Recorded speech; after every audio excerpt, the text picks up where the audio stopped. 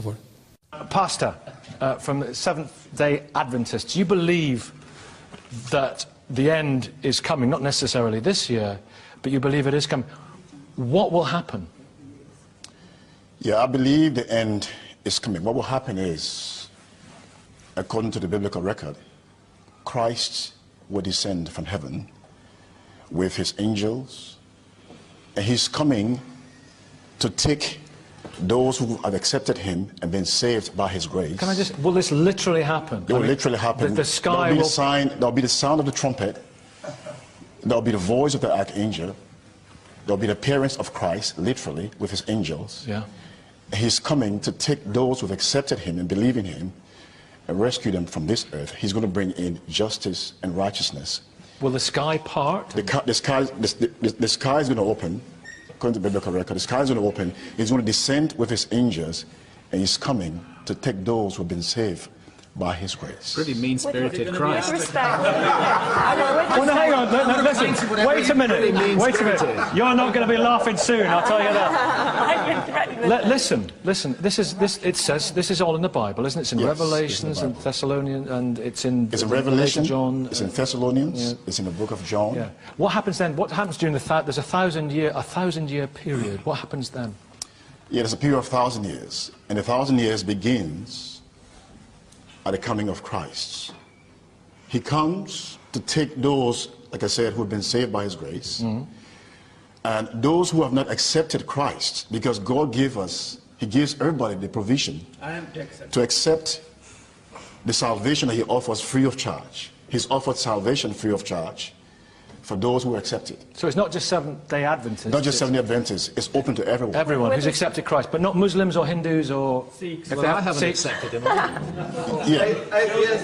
Yeah. Christ, he makes a statement in the Jews? book... No, he makes a statement in the book of John, chapter 14, verse 6. Right. He says that, I am the way, the truth, and the life. But he only takes those who believe in him. I'm the way, the truth. What about children who've never... I'm the way, the truth. I'm coming. I'm the way, the truth, and the life. Yeah. No one comes onto the Father except through me. It's a radical statement. It is a radical statement. It's a radical statement. It's an exclusive statement. It's a radical statement. Absolute rubbish. Okay, tell me about that. What would you like to say? Sorry, let me just finish. Okay. No. So what I say is that salvation comes through only Christ. Salvation comes through him. So, we've got a vision, if that's the right word, of what's going to happen, and it's in the Bible. It's in the Bible. It's fundamentalism we're talking about, and fundamentalism produces problems in all major world religions, and it produces problems in Christianity. And this is a fundamentalist interpretation of Scripture, which actually misunderstands a very poetic piece of writing in the book of Revelation. It misunderstands Paul's view that the kingdom was coming immediately, not in 1,000, 2,000 years' time, but that was, we now know, a misunderstanding of Paul and the early Christians. They thought Christ was coming back again. We now work on an entirely different basis in the mainstream. It's in the New Testament. But so what? There are things in the New Testament, Nicky, which we actually have to reinterpret in the light of biblical criticism and modern understanding of Scripture. And this fundamentalist approach doesn't work. Programa que foi ao ar pela BBC de Londres, com tremenda audiência. Você estaria preparado para isso? Viram como as pessoas aplaudiram o liberal, o teólogo liberal, um sacerdote, enquanto riam, debochavam daquele que crê que Cristo vai voltar? Você está pronto para isso? Para enfrentar essa posição? Para ser taxado injustamente de fundamentalista porque você crê que Cristo prometeu voltar?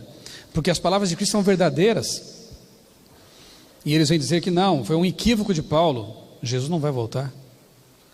Adão e Eva, isso é história para boi dormir. Como assim? Você é fundamentalista e você vai ter coragem de defender até o fim a palavra de Deus e a sua crença nela? Estará disposto, como os primeiros cristãos, a morrer por essa crença? Não a matar, como fazem fundamentalistas, mas a morrer por ela. É bem diferente, né?